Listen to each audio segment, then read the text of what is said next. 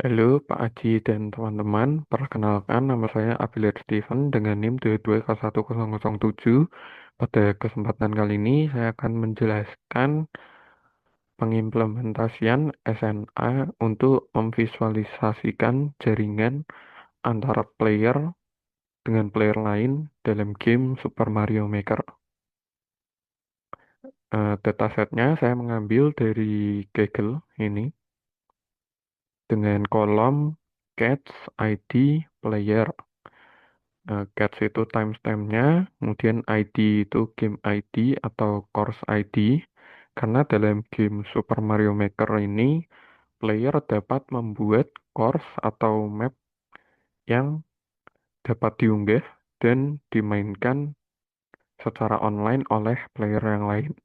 Kemudian ada player ID. Ya. Kemudian untuk pengimplementasiannya dalam coding, pertama-tama saya melakukan import libraries yang saya butuhkan. Ada NumPy dan Pandas untuk mengolah data, kemudian NetworkX untuk membuat dan menganalisis struktur jaringan, kemudian Matplotlib yang akan saya gunakan untuk visualisasi graph. Kemudian sini saya mengambil datasetnya menggunakan API Kaggle. Saya menampilkan headnya sama seperti tadi, ada catch, ID, dan player.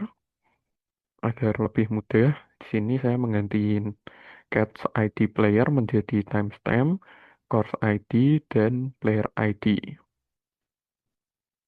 Kemudian sini saya menggunakan NXGraph, memasukkan player ID dan course ID untuk digabungkan untuk menunjukkan eh, player berhubungan dengan course ID. Jadi player yang membuat eh, world atau map atau course tersebut. Kemudian saya menggunakan bipartite untuk menggabungkan player mm, not player dan menampilkan edge player lain yang bermain di course yang sama. Jadi menggabungkan satu player dengan player yang lain dalam not course yang sama. Jumlah pemainnya ada 9.576. Kemudian jumlah koneksi antara player dengan player yang lain yang bermain dalam course yang sama itu ada 250.413. Kemudian di sini saya menampilkan top 10 pemain dengan degree centrality tertinggi, yaitu berarti eh, not player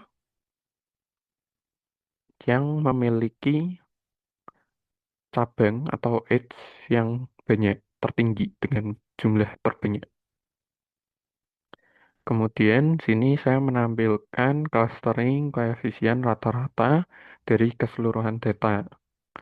Kemudian saya mengambil komponen terbesar dan jumlah player di komponen terbesar itu ada 8.605.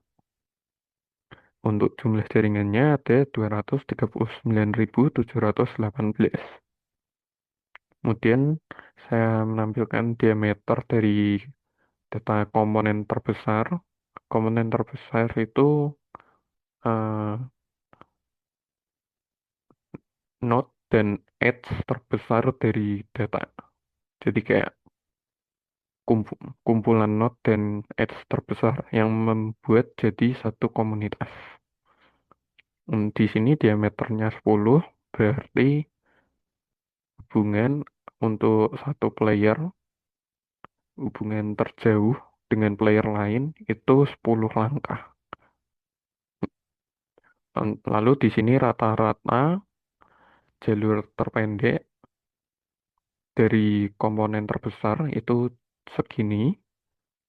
Kemudian clustering koefisien rata-rata dari komponen terbesarnya itu juga segini. Kemudian di sini saya menampilkan visualisasi data. Sini saya tampilkan visualisasi subgraph komunitas pemainnya dari keseluruhan data.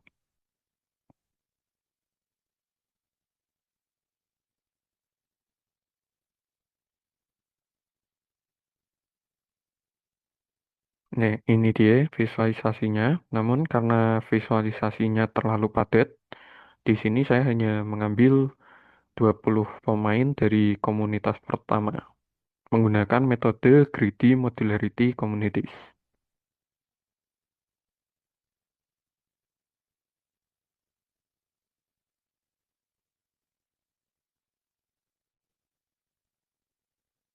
Nah, di sini 20 pemain dari komunitas pertama. Ada beberapa yang saling berhubungan, namun ada juga yang tidak saling berhubungan.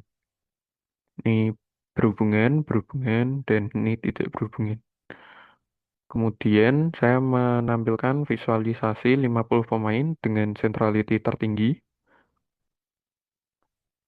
Untuk warna kuning ini berarti memiliki centrality tertinggi, yang berarti memiliki peran penting dan edge yang banyak, memiliki jaringan yang banyak. Satu player tersebut mungkin memainkan course atau map dari player lain dalam jumlah banyak, sehingga memiliki jaringan dengan player lain lebih banyak. Kemudian terakhir ada visualisasi top 200 pemain berdasarkan centrality-nya dari data komponen terbesar. Sama seperti tadi, eh, centrality-nya, node centrality-nya untuk warna kuning semakin tinggi, maka semakin penting dan memiliki cabang yang banyak.